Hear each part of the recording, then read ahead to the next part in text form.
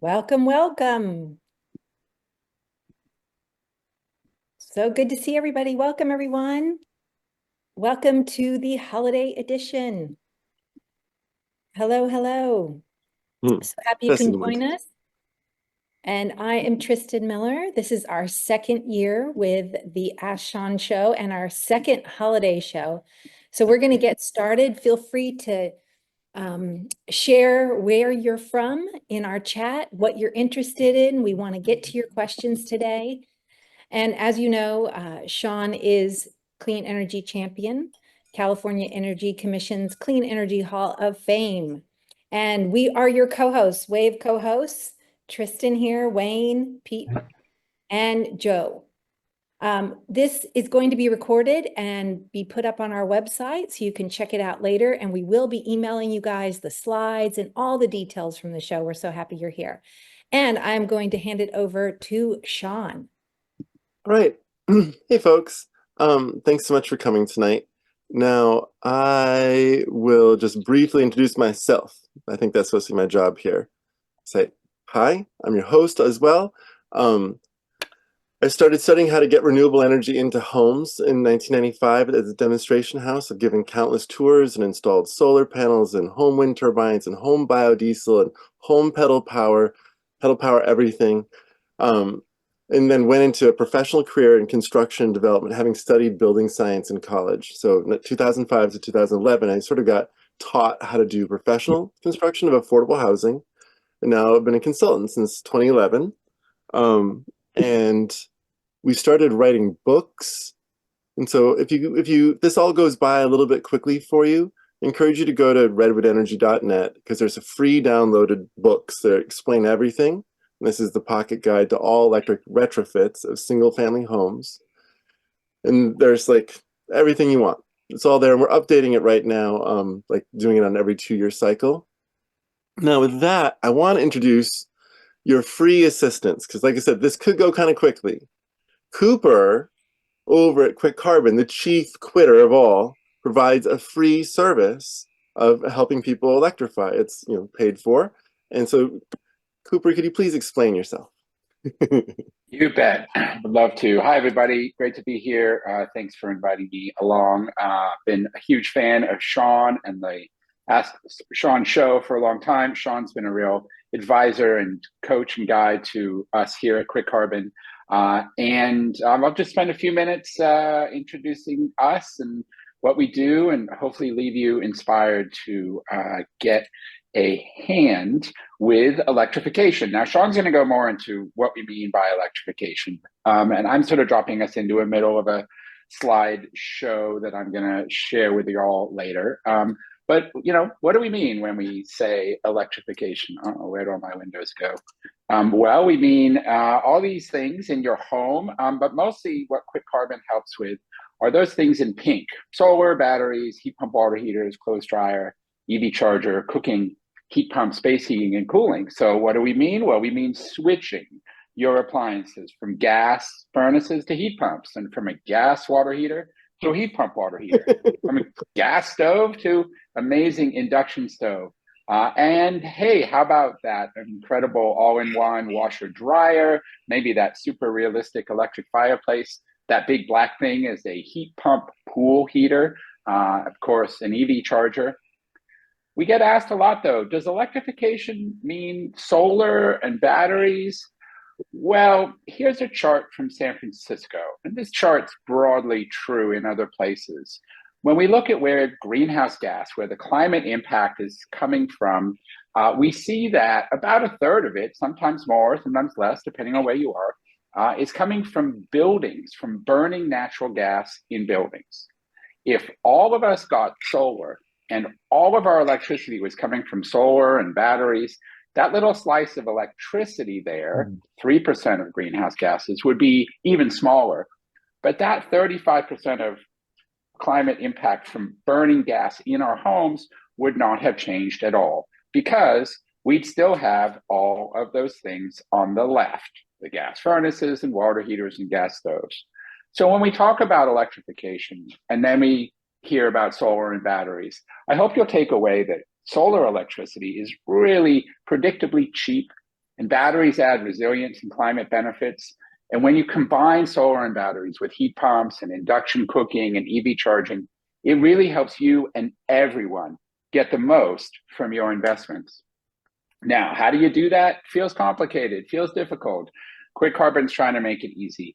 Me and my colleagues were inspired by the challenges that we faced in the last few years with trying to navigate the process of getting our own homes off of fossil fuels. And we wanted there to be somebody that could advise us, that could coach us. And I found somebody, they were great. They cost thousands of dollars to give me great advice in my home. It was like a traditional building energy analyst. Maybe it's kind of like what Sean does with his big commercial customers sometimes. He has to charge them, right? But that's not right for you and me. We needed a way for folks to get free, trustworthy guidance about moving their home off of fossil fuels. And that's what we've created. We've been doing this for a few years, and we're thrilled to announce just recently we've exceeded 5,000 homes across California that are loving working with us for their heat pumps and heat pump water heaters, EV chargers, and stoves. And in recent months, we've received some terrific certifications, including Energy Star. That blue logo that you see on energy efficient appliances, well, it's on us. We are the first organization of our kind in the country to receive the Energy Star designation. And just a few weeks ago, we got B Corp certified, demonstrating our commitment to doing well and doing good, to treating our employees and our customers and our communities and our planet with the utmost respect. So how's it work? We'll take you through it real quick, and then I hope that after the call, you'll hop on our website and get going. We're going to assess your home. When you tell us a bit about your home's details, you're going to tell us about your appliances. Maybe you'll book a call with one of our friendly live advisors. Our service is partially online and partially live via Zoom, but it's not in person. We're not going to come to your house. It'll be a Zoom call, just like this one. We're going to develop for you an optimized roadmap for your home. We'll help you understand the best choices, when to make them, how to maximize your incentives and minimize what you spend with contractors, and get a sense of how you're going to save on your utility bills. And then when you're ready, when you tell us, we can get you connected with vetted, trustworthy local contractors who will do great bids, which we will review for you and give you confidence to proceed. Really, it's that free expert advice where we maximize savings that helps our clients happily, confidently get to these completed projects. And really, when I asked before, what is electrification? Fundamentally, it's each one of us a few times saying yes to a contractor who's proposing an upgrade to our home, a heat pump water heater, an EV charger. That's what it's going to take to move us and eventually all of society off of fossil fuels. Now, one last point before I go. We often get asked, well, isn't it better to use up the appliance? I've already got it. Like, shouldn't I just keep burning gas for 8 more years until it's at the end of its life? You could tell where I'm going with this, right? No, you shouldn't. It's a harmful appliance. Sure, it works, but it's causing damage to your community, to your climate, and to your wallet eventually. It's always better to get them out of your home. They all get recycled, and your new electric appliances are there making a better future for all of us. So that's a bit about me and Quick Carbon. I really hope you'll come and quit with us. The service is free, it's easy, it's no obligation, and you can start anytime at quickcarbon.com. All right, thanks everyone. I'm going to hang out here and listen to the rest of this and be answering questions as well in the chat. Nice. Yay, Cooper. Thanks, buddy. Woo. All right. So the point of this is to answer questions. I'm going to give you guys a chance. First off, I think that people have often wondered, like, what are heat pumps? Where do they come from? Basically, they began as ice-making machines, mostly funded by large breweries who were making ice to be able to then store and ship beer. And the center of heat pumps in the world was New York City, because that was also the center of chilled beer. So like Anheuser-Busch and the rest of them. But Carrier, it's an American heat pump and air conditioner brand. Carrier learned from the Brooklyn breweries how to make his first dehumidifiers and air conditioners. So that's the first one. Here's Carrier. That's his ice maker now turned into an air conditioner on the left. That's the first ever air conditioner. It's in his office in New Jersey. And then on the right-hand side, you see how all of us would like to live comfortably during the summer, the ever getting hotter summer. One of the nicest things, by the way, about electrifying your air conditioner and turning it into a heat pump is you automatically get a more efficient air conditioner out of it. It's usually like 30 to 50% more efficient. So just putting it out there, like a heat pump is a better air conditioner too. Now, in light of the previous election results, the ones we just went through, I wanted to bring this forward for people to see where electrification has already been leading in our nation, everywhere that's green, and where it has not been leading, which is everywhere that's orange. And what you're going to notice is that the Republican controlled states have been electrifying aggressively simply because it's a cheaper way to build. It also makes sense in the South because heat pumps that don't have computers in them, like all the heat pumps before about 2010, those kinds of heat pumps always worked during warm winters, whereas in the colder climates, you need a computer in your heat pump to work very well. Oopsie, pardon me. So one of the worst places in the whole nation for installation of heat pumps, even though we have a perfect climate for it, has been California, which is because of our history as an oil state, because we learned the wrong lesson from the 2000 energy crisis. We learned that electricity was dangerous as opposed to gas pipelines to California are vulnerable to explosion and exploitation because it was entirely a gas scam. You know, multiple people went to jail and one person killed himself. So, you know, committed suicide out of shame over at Enron, the organizer of that larger scam. So California is also the #1 gas consuming state per capita, per household, #1 state for overall consumption, #1 state for hookups. There's a lot of work to be done in California, Michigan, New York, Illinois. I just listed the 4 top gas consuming states in the United States. Think about the politics in those states I just listed. They're still very friendly to trying to fix the problems that they have been helping create, because those are usually states that are also fossil fuel producers. Fracking is big in Pennsylvania, New York, Michigan, Wisconsin, where I'm from. So this is market forces. This is not at all related to policy, except in California, where we're the worst on the West Coast because we did it on purpose. So we have a lot of opportunities to shift things without having to worry about the next 4 years of federal politics. Federal politics did not get us here, and it's not going to get us out either, honestly. This is market forces here. This is a map of heat pumps, which are in blue, versus gas furnaces in orangish yellow. And you can see in 2020, still a year when Trump was in office the first time, you can see that that's when heat pumps started to take over dominance, go neck and neck. 2021, and then 2022 and 2023. And this is a global phenomenon, as well as this is a USA map, but you'll see the same chart, only it happened a couple, 3 years earlier over in Europe. This is a market force. It's just become so much cheaper to move towards heat pumps now they have computers in them, as well as all the different policies. California started electrifying under the previous Trump administration, right? Berkeley's gas ban starts in 2019. We have lots and lots of cities across the state of California, but more than twice as many cities passed anti-gas bans, which is what just happened in Washington state. So I want to just note that there's always this tension.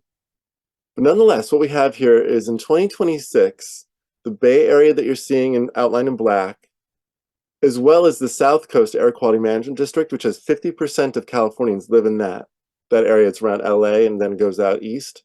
So essentially 70% of Californians starting in 2026 will not be able to purchase a gas water heater anymore. There's a 0 NOx standard coming in on January 1st, 2026. That's already happening now. And that happens also in 2028. When we have gas furnaces no longer being able to be sold in those 2 air quality management districts, which comprise 70% of Californians. 70% of Californians is also still more people than any other state in the United States. That's more people than Texas has in the entire state. More people than Florida, more people than New York. So just those two air quality management districts, which are two of the filthiest air quality places in the nation. And then the state of California has also adopted that as a standard for the whole state starting in 2030. Gas water heaters, gas furnaces, there's standards for tortilla chip makers, cement furnaces, cars, Port Authority vehicles. There's nothing in California that hasn't been addressed by the California Air Resources Board at this point, with a regulation on when they're going to be phasing out gas combustion in them, with a goal of 90% of fossil fuel consumption has been eliminated by 2035 as the state mandate, with all these different regulations that are being adopted now and have been adopted already. So that's where we're going. Just so you know, 4 years from now, still moving that way. This is market forces you're seeing here. Hybrid cars spiking in the nation, right? Electric and green spiking across the nation. Up through 2023 is where this is mapped. It kept on rising, just not as fast in 2024. And here on the right-hand side, you can see our noble Bay Area, the leader, Cooper. I'm calling out to you here, buddy. This is like a name check. Bay Area, thank you very much. You're seeing places where there's more than 50 and even 60% EV adoption back in March this year. Now, that is to try to get you psyched up for the fact that this all happened during the previous Trump administration. Like, we started this movement then, and it's gained some speed, but we do not yet have Inflation Reduction Act rebates available in California. And we won't have them, I don't think, when Biden even leaves, for any of like the $14,000 per residence that was so exciting. All the work we've done the entire time during the Biden administration has been without any of those incentives. And what that work looks like is exponential growth. and it's been led by states and cities the whole time. Okay, so this is my, as a Christmas gift to you, Hanukkah gift, Kwanzaa gift, solstice gift, winter solstice, to cheer you up. If you want to go fast and inexpensively to electrify your home, which is what I want to do, I have 3 kids, bunch of debt, all the rest of it. So I have been putting in low-cost heat pumps. So on the left-hand side, this is actually a condensing washer dryer, and you plug it into the same outlet that you have your existing washing machine plugged into it. And now your washing machine also dries your laundry. It's a 120 volt outlet that you have there. You just get a 120 volt either condensing washer dryer or a heat pump washer dryer. It has to be a combination machine in order to use the washing machine plug. That's the code. And those machines come with that 120 volt, 15 amps if you want to get picky on exactly, their circuit. So these 1200 watt washer dryers can fit on any circuit in your house. This water heater, which I have in my house, this is from Rheem. A.O. Smith makes them. Bradford White is making them. There's a couple more businesses, but basically they're making them so you can plug it into any outlet in your house. Once again, 120 volt. So you can take out your gas water heater, and if there's a light bulb above it, you can turn that into an outlet and now plug your water heater into it. If there's some place around there where you can snake a wire, drill a couple holes, go plug it in. But you don't have to rewire your house. You can just put it wherever it is now. And if it's a closet, put a louver door on the closet so that the air can move in and out, but just go for it. These are heat pumps, packaged ones. My Dia, by the way, is offering now packaged heat pumps for the window. And if anyone's interested, I'll show you that in a moment. And then this is how I cook in my house. My 2-burner induction range is right here. I live in a tiny house. And this is the oven, and I'm going to show in a minute here a really cool thing, this new stove that we're developing. So you can plug it in anywhere. So this is your whole house, right? This is all 4 loads, all done. This could be done for the purchase price in the range of like $3,000 to $7,000, depending upon what you're getting. If you're worried about having a small panel on your house, there's now 3 different smart panels that will plug into as small as a 60 amp service or even a 30 amp. The Lumen here does 30 amps. EcoFlow and Span to the left, they both do 60 amps and above, as well as 100 amps and such. And you can basically plug in about 4 times as much power as you have available, because you almost never use that much power, no matter how many things you plug in. You almost never use your 60 amps or your 80 amps or your 100 amps. It just doesn't physically happen. So these smart panels are designed for the just in case they'll turn off a thing that you've selected. And it's a very inexpensive way. Like EcoFlow is $1,000. It's not expensive to plug in and avoid a large service upgrade, which service is like a big wire to your house, thicker 200 amp wire instead of a 100 amp wire. And that's expensive, like $3,000 to $30,000. Cooper earlier showed swimming pools. This is where I go swimming. My kids all go here, and there's a heat pump outside, and these are replacing the solar thermal collectors. Heat pumps are solar thermal collectors. They work in almost the same way if I went into the physics of it, but they just are. Like they collect heat from the air. They're a solar thermal collector because the air is warmed by the sun. So anyway, if you go in this place, CJ, my friend, he's got a rope swing. There's pineapples all around, banana trees. There's tomatoes in the wintertime, and all 3 of my kids have learned how to swim in his little saltwater swimming pool, been heated by his solar panels and solar electric panels and his heat pump swimming pool heater. Absolutely delightful. A lot of electrification does get led first by people with more money, be it the military or up here, the nation's leaders in solar installations from the 1970s, 80s, 90s, and early 2000s was cannabis cultivators in Humboldt County, Trinity County, and Mendocino County to a lesser degree. But up here, it's just people with money and need. Well, this is an example. This is $1 million for every 10 feet of 3-story tall, 100% solar and battery powered silent yacht. And this can go about 50 to 100 miles a day off the solar panels with no generators, no gas on site. They also have over the side an all-electric submarine by U-Boat Works. And they also have the Tega jet skis, like 0 to 60 in 3 to 4 seconds, but silent, so you don't scare any dolphins or whales when you're out there. And you can travel literally the world. It's a transatlantic, trans-Pacific, oceanic going yacht that they go up to 120 linear feet right now. They have a state room for 12 people sits there, in the galley for like your fancy cookover on the side.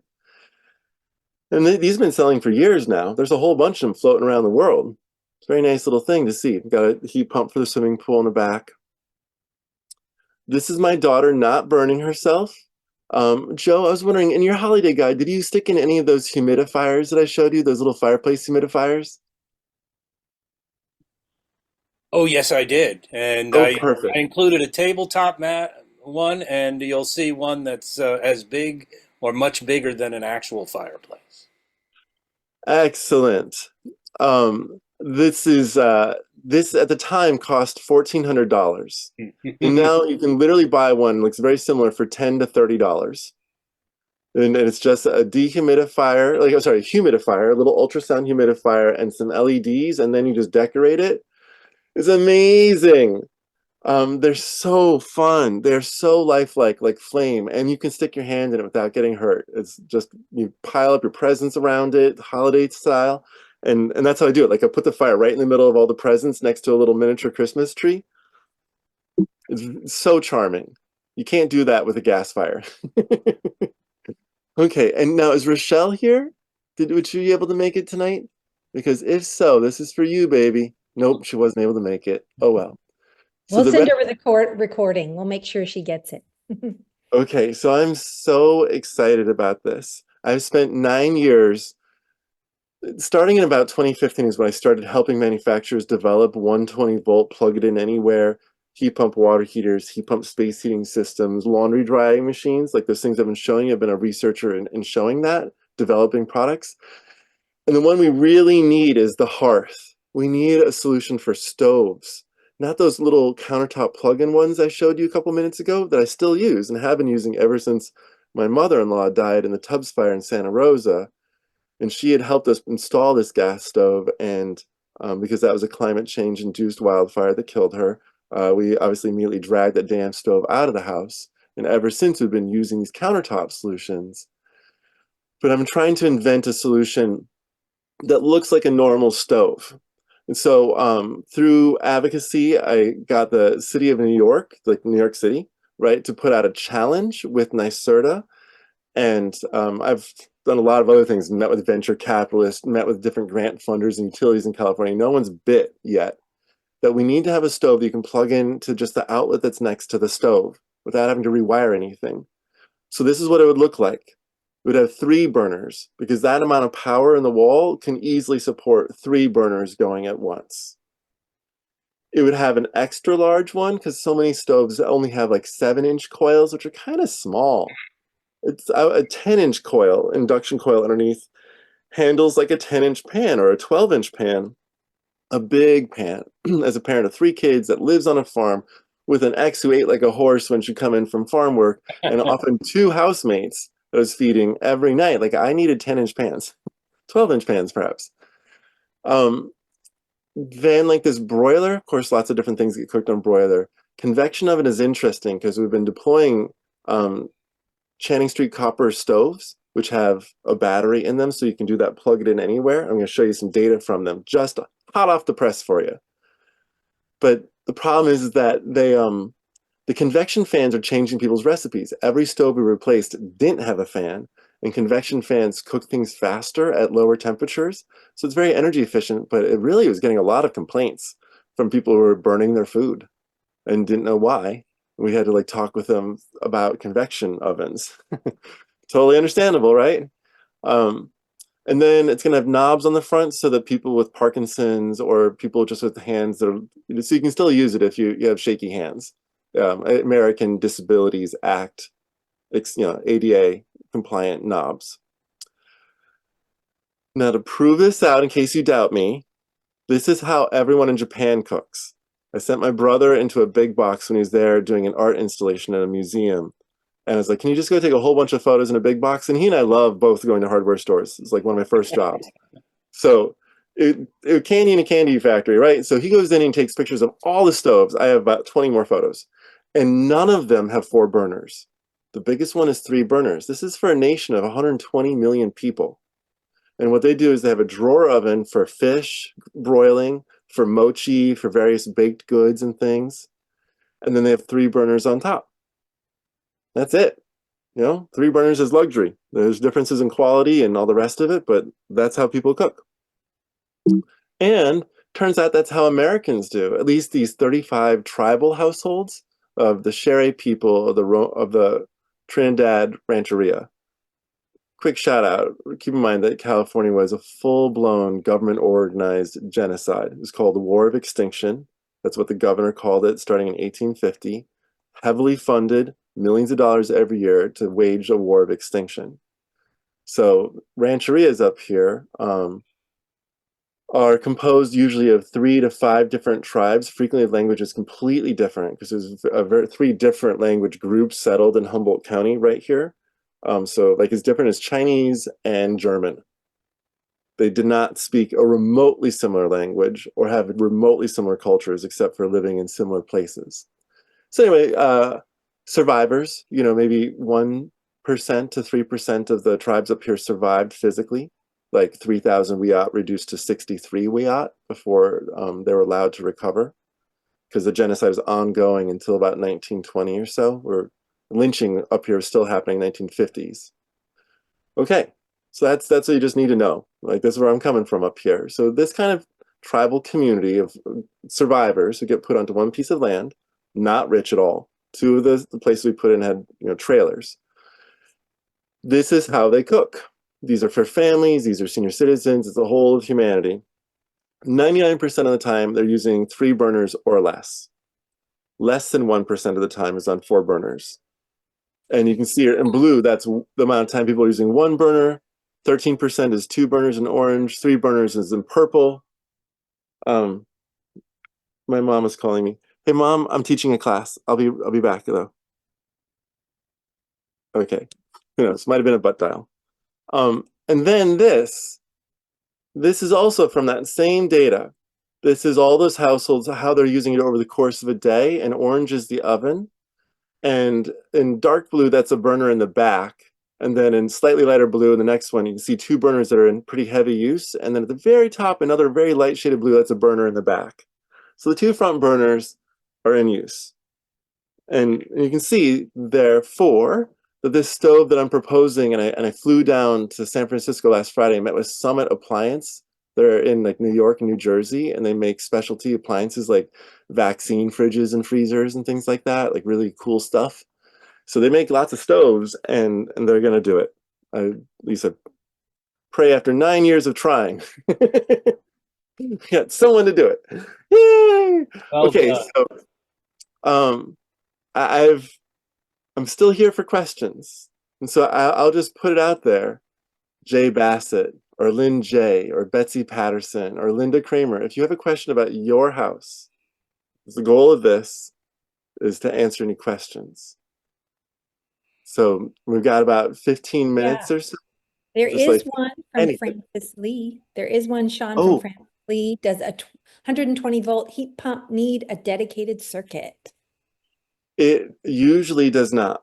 Most of the 120-volt heat pump water heaters are made under 900 watts, which does not require a dedicated circuit.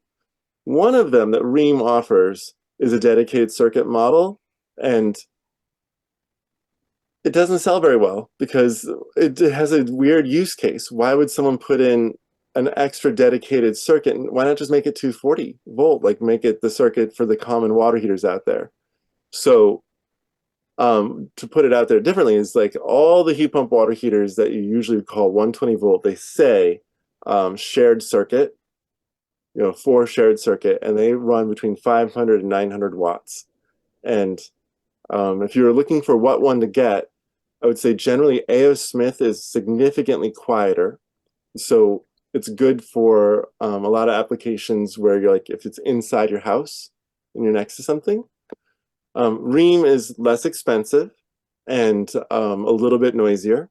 And so it might be something for your garage or for an exterior closet, or, you make some choices, or you just have a little bit less money. So it's, but yeah, you should just go get one of those shared circuit 120 volt heat pump water heaters from Rheem or A.O. Smith. Is a good place to start. Oh, look at that. Quick Carbon has helped over 100 homes get the heat pump water heaters. Yeah, I'm going to answer your questions, but you got like free professional help over with Cooper. Yeah. Cooper, jump in and share with everybody what you're offering here. Ooh, Oh, sure. I posted there in the chat. We're not yet sort of making this public, widespread, but Sean mentioned one of the 120-volt heat pumps for heating and cooling options, and we have one that we've been able to arrange a special price on. I think at one point this particular machine was being sold for $5,000, but for us right now, it's just $1,800 plus tax and shipping. And this goes in the window of your house, and it's shaped like a saddle, sort of. It hangs down on the inside and the outside of your window instead of blocking your window like a normal window air conditioner. It's not precisely the quietest, but nor are typical window air conditioners, but it looks great. It works great. It's got a low setting that's a lot quieter. It's got a beautiful mobile app. There it is on screen.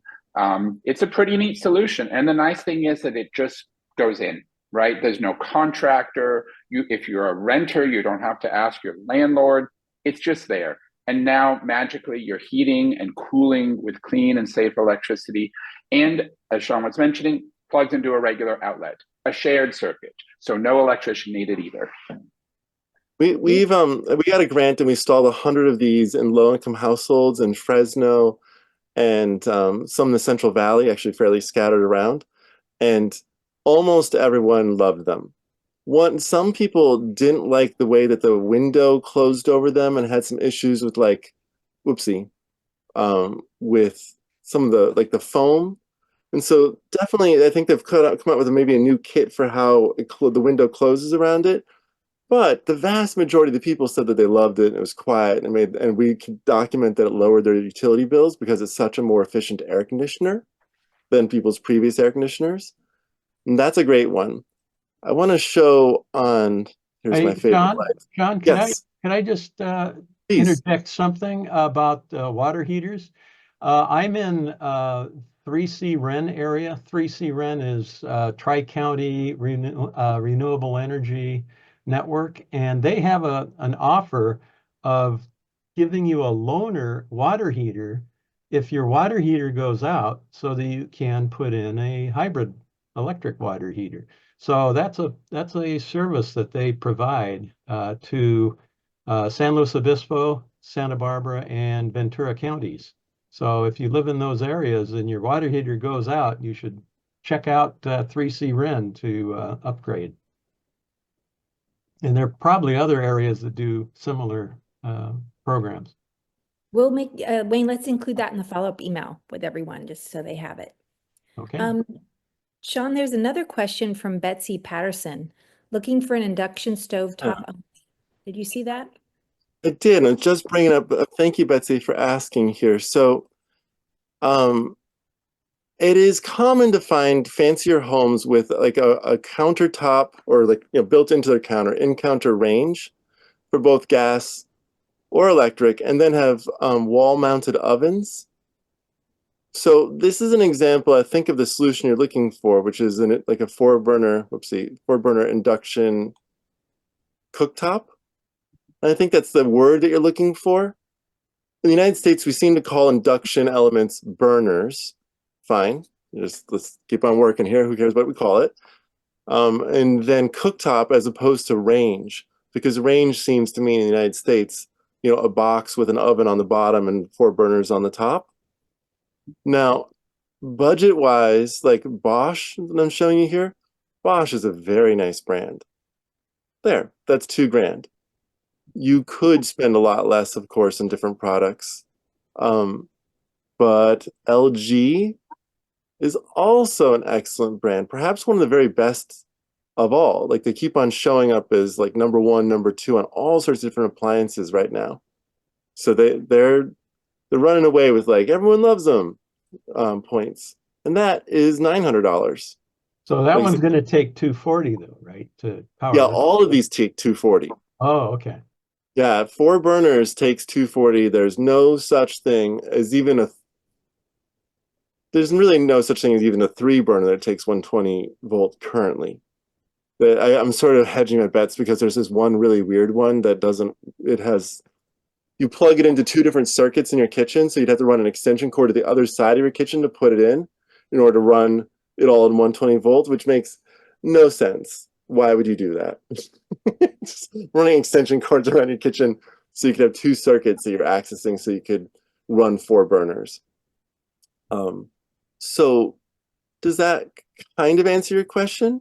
Samsung is also an excellent brand. I would say Samsung and LG that you're seeing here with these $900 versions would be terrific choices. Terrific choices. You wouldn't regret it. And I have Samsung and LG products in my life. I also am kind of partial to KitchenAid, and maybe that's just me using them my whole life, but we also have a double burner nice KitchenAid stove. But you're seeing like Bosch, once again, KitchenAid is more of a luxury brand price point. Well, and this is 5 burners, but it's at $2,000, not the $900 we were just looking at. So a question to you would be like, well, do you have any brand loyalty? Or are you the kind of household that just swings one appliance direction? Oh, Patty, we're going to go to you next. And Cooper, you're already answering it. That's good. And Joe, you're going to show it in a second, right? But I would say for fireplaces, Patty, Yes. Dimplex is the best brand in my opinion. How do you DIM spell that? I'm going to show you this Oh, okay. rather than tell you. Give me a second here. I love the internet because, man, you can do this so fast. Okay, here's the official Dimplex store. And they, ads. Revolution, what charm of wood-burning fireplace without gas. They have a variety of different kinds of electric fireplaces. And let's look at fireboxes and inserts for a moment. And that's probably what I mean. I have a conventional fireplace that I haven't used in a couple decades because of the pollution. And Right. and I could use the heat, but I didn't want to turn it into a gas fireplace. And a couple of years ago, I looked for electric options and couldn't really find anything. So, Well, this company here, what I like is called Optimist, because the Optimist is the one that has, so some of these, there's different ways that electric fireplaces make the illusion of fire. Sometimes they are an aluminum foil wrapped rod that's kind of crinkly, that has a light flashing on it that then bounces up and makes it kind of look like this usually through a cutout of flames to make it kind of look like it's moving. And that's kind of junky.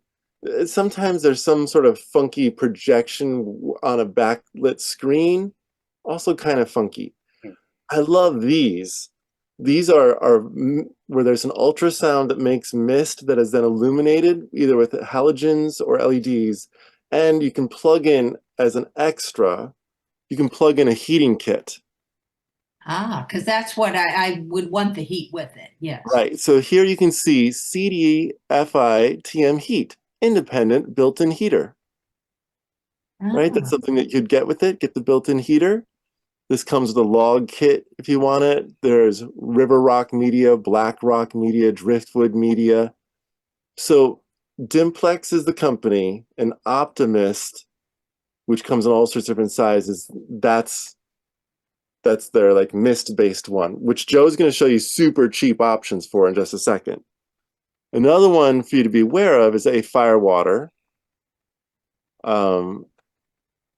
which that doesn't, yeah, it looks like alcohol. So mist fireplaces. These are kind of like, there we go. Oh, look. They have Aquafire. This water, there we go. Look at these big ones. But they cost money. I don't know what your situation is. So this is like for fancy people's homes. I'm not a fancy person, but I can, $1,000 or so is 1,500. I'm Gotcha. fine. Well, here. Oh, I'm gonna. This I got on Amazon. I don't know if you can see me here, but this box that I'm holding in my arms, this is $400, and I got this on Amazon. It's one of those fireplaces. And I just looked it up. It's like, it's an ultrasound mist-based. Sorry, it's blurry. It's just a box with a bag around it. It's like those things I was just showing you. And I thought that like Dimplex, which is the big brand name that I purchased previously for $1,400, it's like, oh, well, maybe they sell them on Amazon, whatever. But I discovered that no, there's tons of these things, knockoff brands coming from China that are $400. And then Joe and I were poking around. We discovered there's knockoffs that are $30. I mean, and so if you're on a budget, you can pick your point on that one. You can get $5,000 or you can get $50 or $30.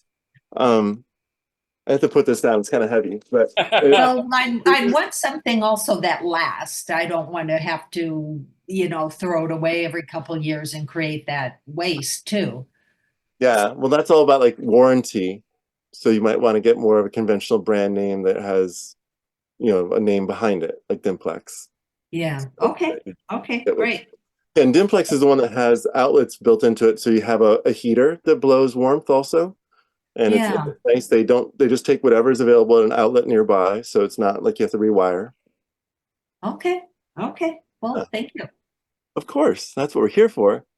Maybe take another question before I politely hand it off to my co-hosts. Is there another question in here? I think some good comments, though. People are just popping them in there. Yeah, some good questions in the chat, some pretty decent answers, but scan and see if you see better answers. Okay, so David asks, I know that California has 13 gigawatt peak power of grid-connected batteries, but what is the honest risk of overloading the grid with all of the evening use of electric stoves and washer dryers in addition to the summer air conditioning load? Great question. Let me see if I can show you the answer physically because I have a slide on it. But basically, what SMUD discovered, they did 700 homes where they made them all electric.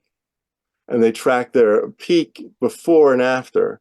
And basically, because the new heat pumps for space heating were so efficient, usually 40%, 60% more efficient than the existing air conditioner, and sometimes like half as much energy, because of that, that is what creates the peak in the winter, in the summertime. It's air conditioning. And they found that overall, the total peak for the house is about 10% lower, even the all-electric homes, because of the heat pump for space heating being the thing that was the big driver of the peak loads. So what we've discovered is that electrifying people's homes is the solution to grid peak. That's how we get the peak down, is we put in really efficient air conditioners. That's the problem.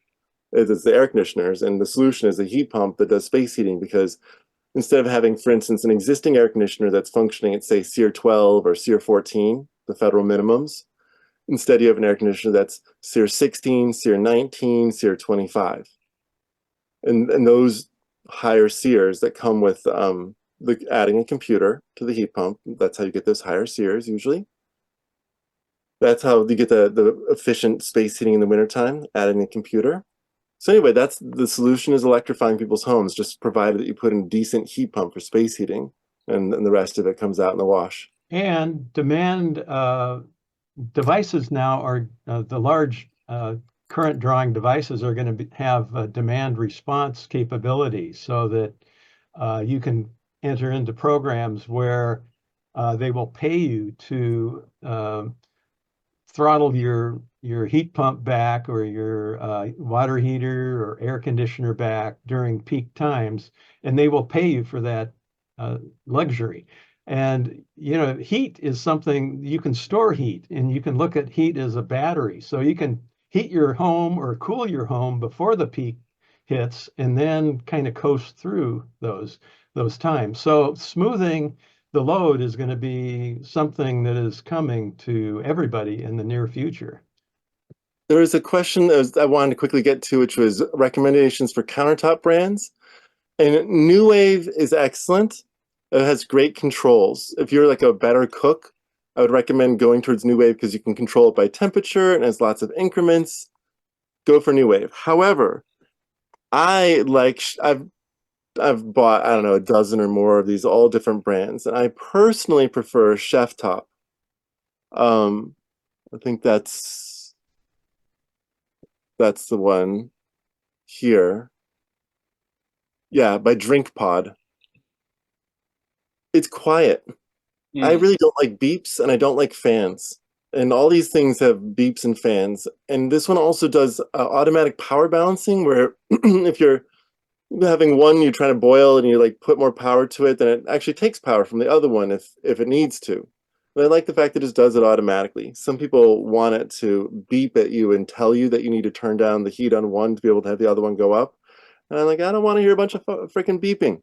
So this is my favorite. It's not as cheap as you wanted. This on sale is $155.99. That's a 2-burner. And like I said, I think that New Wave for your 1-burner is probably your best choice. And there's one other thing that's worth putting out there. I think that New Wave has an extra large induction burner. They used to have one that was specifically like an 8-inch coil, but then they discontinued it. And so I'm not positive that you can, let's see, oh, here it is. Look, it says large 8-inch heating coil. $89. Yeah. And the 8 inches is what you're looking for, because frequently if they don't say it's 8 inches, it's 7 inches, it's 6 inches, it's 5 inches. It's crap, and so they make them about as large as 11.5 inches in the United States, and they make them as large as like 36 inches, 40 inches in China for really big woks.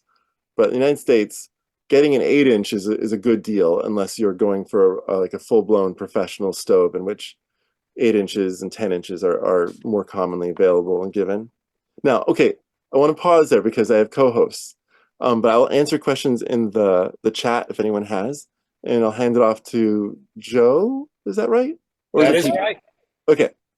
That's me. Hey, you Hey, go. hey. Great job, Sean. Let's see if I can't share my screen. Is everyone seeing that now? Yes. Beautiful. So let me just start by saying, ho, ho, ho, this is our holiday show, and I am bringing the Santa to you, ladies and gentlemen. The choices that I'm going to show you are gift choices for people that you want to help electrify their homes and for people that you know who are electrification aficionados. It's also perfectly fine to buy yourself any of these gifts. So let me start off by saying that these are my personal choices. And as you've heard from Sean, in almost every category now, we have a plethora of options from different manufacturers and brands. So in the case of mine, several of these are ones that I own and we use here in our home. So let's get started with making the season brighter. We actually have a string of purple lights surrounding the ceiling in my living room of the old-fashioned kind of light bulbs. But these new smart LED strips are incredible. They're exceptionally cheap. This one is 130 feet for $16. You can program them on your phone and make them react to music. You can change them to the color of any holiday you can imagine or make a disco in your place. A large number of manufacturers of these with a lot of different options. Then if you want to make your season brighter by being a little brighter upstairs, you know, I follow the edict that you cannot manage what you don't measure. And I've had one of these kilowatts. It's a very simple device, but it's extraordinary. You plug it into any outlet that you run an electrical appliance or device on. You plug that device into it. The kilowatt will tell you how much energy it uses, and it'll tell you based on your electric rate how much it costs you to run that thing. This is a beautiful gift for anybody that you know that doesn't know what the hell their electrical stuff is costing them. Now, let's get smart. And when I say let's get smart, I have this 4-pack of smart Wi-Fi plugs, and I turn lights off, and I turn other appliances in my house on and off from vacation places and from other rooms of my house. You don't have to get very smart to spend $33 to have 4 different appliances. You know, I have my garage door on one of these because in my neighborhood, kids are using remote devices to open people's garage doors. So I just set it to automatically turn off from midnight to 6 in the morning, and it turns back on when I need it. It works beautifully. Also smartening up, if you have a mini split system or an HVAC system that relies on a remote control that you have to point at it to operate it, you can get one of these, and there are many brands that do this. I have a Sensibo Sky, and I basically connected it to my system, and now I can use my smartphone to operate my mini split system and turn on the air conditioning before I get home. It also gives me the option to do all kinds of energy saving shifts and timing, and it works like a charm. And this one was $89. I'm trying to start off with very affordable items here, under $100, and we'll get more expenses as we go along. And here's the start of that. You know, once you start to rely on electric power for everything, you're now at the mercy of the grid if you don't have a solar system and a battery. So we all have to be thinking about how do we get emergency power when the grid goes down. Here are a couple of options. There are a ton of these portable power stations out there. This one happens to be highly rated by New York Times Wirecutter. For a variety of reasons. It's $750 at REI right now. But as you can see, it's got 6 AC outlets to plug things in, 4 USB ports, 2 USB-C ports. So when the grid goes down, you can plug a wide variety of communication and other appliances. For your friends that have an EV, you know, I've got an N-phase battery on the outside of my house, and it's 10 kilowatts. But I also have a Chevy Bolt, and it's got a 66 kilowatt battery inside of it. And how do I connect that to my house? Well, pretty simply. And people have been doing this all over the country in earthquake and hurricane territory. You can connect an inverter, a DC 12-volt inverter to AC, to your car's lead-acid battery. You turn your electric car on and put it in park. It will stay on for days. And you don't need it to, because you can plug in your refrigerator and have it powered up for X number of hours, then power it down, just using this pure SIN inverter connected to your car's battery. It uses so little of the electric car's big battery to run that.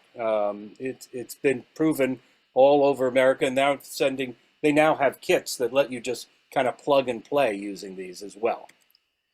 Let's talk about your outdoor lawn and garden equipment, because no matter what you have and no matter what your friends have, maybe your neighbor with that really noisy leaf blower would really enjoy you giving him one of these electric powered leaf blowers.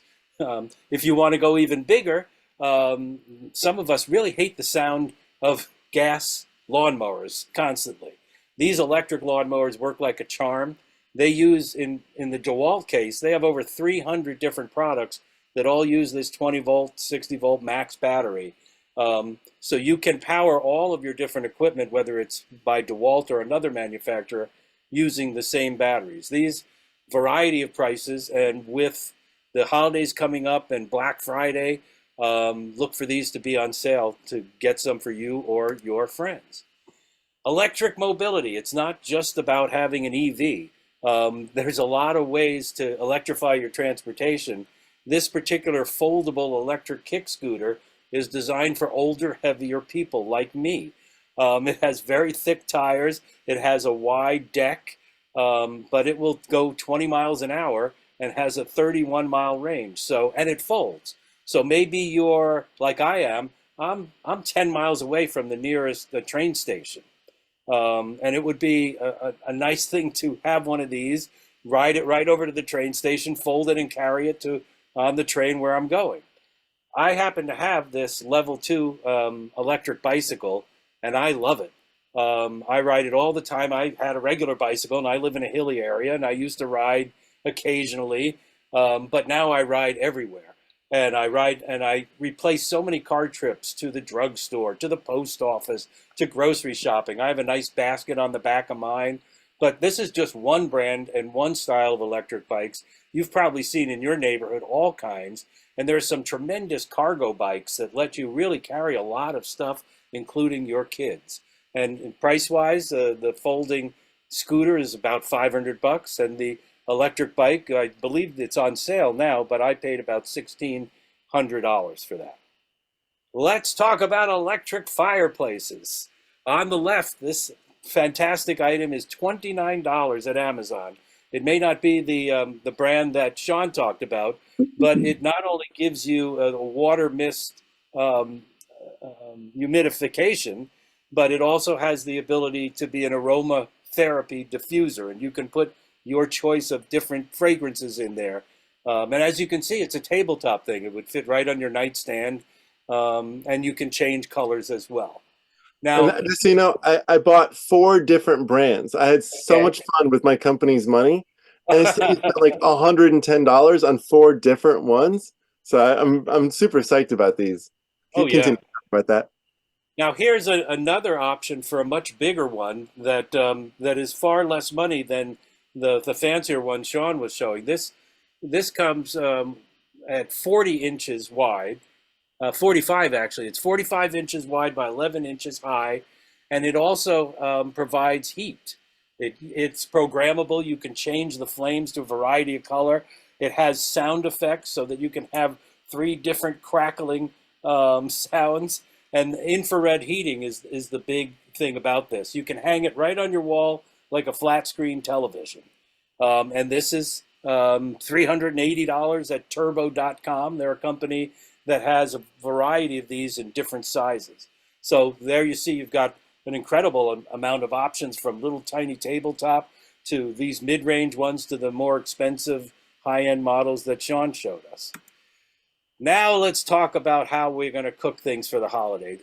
These 2 items right here replaced our gas 30-inch stove in our house a year and a half ago. Now there's only 2 people in my house, so it makes it pretty easy for us to use this smart oven. This smart oven has about 15 different modes. It does, if you're a baker, it does proofing. It dehydrates food. We use the air fryer in it all the time, and it works as well as any standalone air fryer only. This costs about $400. We got it on sale and saved about $50 when we bought it. And so far, you can put a 14-pound turkey in there, which is plenty big enough for my wife and I. Then when it comes to a single induction burner, this is the one we got, and we paid just about $110 for it on Amazon.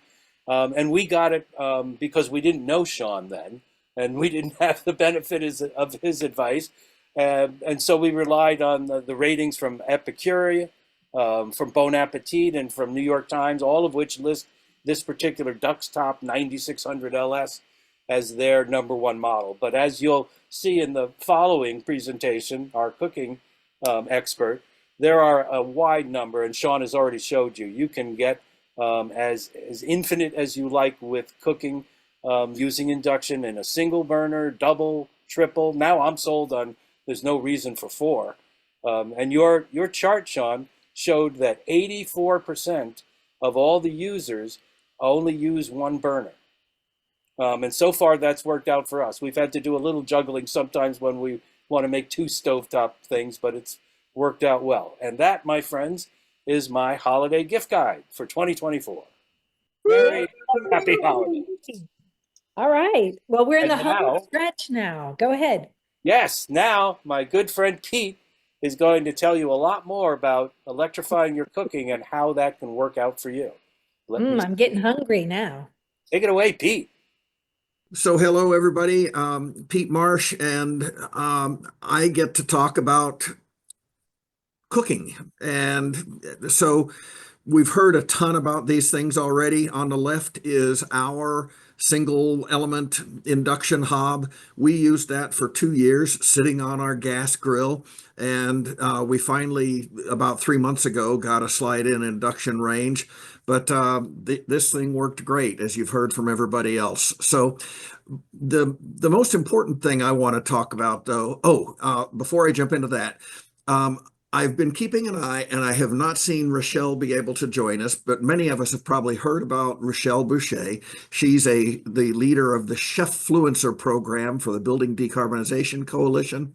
And 3 days from now, 2.5, Thursday at 10:30 Pacific in the morning, she's going to do a presentation on entertaining tips and tricks in an all-electric kitchen. And the link is here on my slide. I will also drop it into the chat, and folks can sign up for that if you want to. But so here's the deal, right? For well over a century, we've become accustomed to thinking we can't live without fire. But guess what? A lot of us have been through transitions in our own lives. Anybody remember this transition? And so here's sort of a really crude depiction of the evolution just in a little over 1 century of different types of cooking devices in our kitchens. But we settled on the perception that these gas stoves are the core of a gourmet kitchen in many states in the country, because of marketing from the Gas Association, like this slide, which is not sexist at all. But anyway, so this is 1939, 85 years ago. But what has that brought us? Well, guess what? 42% of kids who grow up in households with gas stoves kids who grow up in gas stove households are 42% more likely to have asthma because of this pleasant sounding cocktail of carcinogens. And this is only 5 out of about 30 or 40 combustion byproducts from burning a fossil fuel inside our kitchens, which is fundamentally about the same as putting a hose in a car's tailpipe and running that into your house. So that's what we have been convinced is a good idea. And this is the industry that preceded the one that's doing it to us. So as we think about the transition, here's one of our heroes in the electrification movement, Amory Lovins. He grows bananas in his Rocky Mountain, nearly zero energy house. But he points out, we don't actually care about lumps of coal or barrels of sticky goo. We want hot showers, cold beer, comfort, mobility, and illumination. So here's a handful of models, and I'll put a link to my slide deck so that you can get these links also. But you can see I've got 3 different models of induction stove that are $1,200 or less. That's a little bit more than the lowest priced gas stove. The last time I did this comparison shopping was about 5 months ago, 6. This $5,500 one is the model we got because we had a 36-inch gap, not a 30-inch gap. Sean has told me that I should have just put in a 6-inch filler, and I think he's right. But anyway, and now the holiday festivities. This is Ying Shipman on the left. She's a fantastic cook and also one of BDC's chef-fluencers. This is a demo that I did just a month ago for half a dozen realtors in my house. I cooked stir fry, and then afterwards I did these steaks on my cast iron griddle. Notice that my cast iron griddle sitting on the induction dual burner bridge element is sitting on top of paper towels. My wife likes to do that to keep from splatter getting on the stove, make it even easier to clean. But who says you can't get good grill marks on a stove? Thanksgiving, stuffing, etc. This is all done on induction. Christmas, etc. Hanukkah, gotta have our latkes. Kwanzaa, fondue and melting chocolate. Don't need a double boiler. Just use induction and set it to the precise temperature that will melt the chocolate without burning it. There's lots of myths that you can't cook Chinese food on induction because the round bottom wok. Well, number one, they make round bottom standalone woks for a little over $200, also by New Wave, that precision control. But here is my demo for realtors with a wok that's a 14-inch wok, but a 7-inch flat bottom. Works great on my standard induction stove. And we cooked up a great meal. And why do I call this the Ben Franklin stir fry? Because I did a 100% gimmick, 100% effective demo. I put a $100 bill underneath of the pot for boiling water before the realtors arrived. And then when the water started to boil, I lifted up. There were audible gasps of surprise. And one of the realtors asked me, "Gee, did you know that was there?" And I said, I wanted to say no, because these $100 bills, they're kind of like pocket change to me. It's like couch change, but I didn't. But the point that really is making is that induction stoves are so much safer for our young kids, our grandkids, our aging parents, all that. So, Woo! Yay, Pete! All right. That was Well, Well done. Now I'm hungry. yeah, I think we did the thing we came to do, We and I did. just want to thank Tristan and thank Wayne and Joe and Cooper and Pete for all this group effort, as we put this show on. We have another show, I think, coming in January. We're going to Yeah. skip December because it's our holiday season, and Yeah. hope you all have a lovely holiday season now. And we'll send out the advertisement, and you guys get the slides. And I'm going to go make some dinner on my induction range over here. Yeah, thank you, Francis. Thank you, Darylyn, for coming. Thanks, everybody, for coming. I really enjoyed it, even though I wasn't visible. This is Lynn J. Oh, thanks, Lynn, Lynn. so good to meet you. We hope to see you next time. And please, everybody, if you need our help with your electrification or hi, Francis Lee. Hey, if you all want to turn on your cameras, we can take a quick holiday photo. Ready? Real quick. Not me. I Yeah, got don't turn it my on. hair. We'll just do a few of us. Yeah, Craig, that looks good. All right. So if you need help with any of your electrification journey, I want you to stay in touch with us, okay? Please, please stay in touch with us because we would love to help you with all that you're doing. and answer your questions. And we'll be sending you the gift guide too. And it's good to see the Millers who do an electrification show in New Jersey. And if you would like us to do a show for one of your groups, please let us know, okay? Oh, Craig. Bye. Bye, Joe. I'd Bye. like to Goodbye. share Nice to see you all. at my climate meeting last Saturday, I brought a single top induction burner and I did a demo in the meeting and just had everybody guess how many seconds it would take to boil water. And we just made it fun, lively. And I said, who wants to borrow this and take it home for 3 weeks and try it out? So it's fun to just lend these things out, let people get a taste of how fun it is to go induction. And I know Southern California Edison will lend you one if you want to try one out at home too.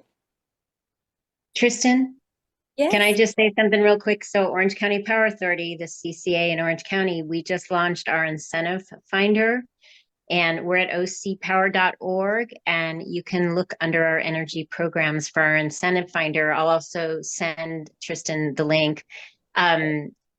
But please let us know if you know of anything locally in the SCE Southern California area is an incentive that you want people to know about, because we'll update our incentive. It's not only state and federal, but also local incentives. So just want to make sure you know about that.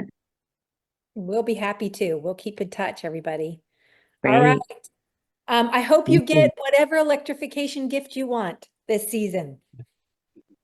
Have Woo! a great holiday, everybody. We'll see you. You in Like January. like you, I'm sending Santa a note for that yacht. Yeah, we're all going for that yacht. I'd rather have a Happy- friend with a yacht than a yacht. Yeah, well, we need one to demo for the show. I really think it's an important expense. You all are invited. We'll get on the limo. Hey, Thank Kathy, you how's so it much. going? Thanks, Good Linda. night, Good to see everybody. everyone.